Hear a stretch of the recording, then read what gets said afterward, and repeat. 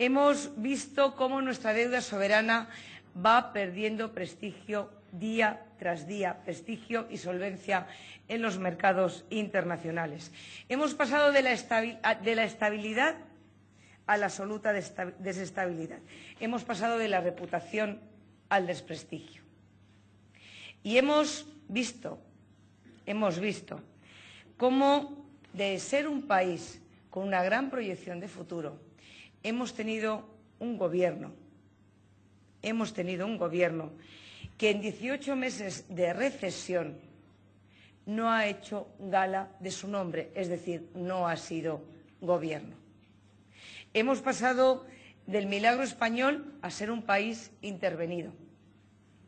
Y todo eso se lo debemos a un gobierno presidido por un presidente que todavía no se entera de lo que está pasando en su país.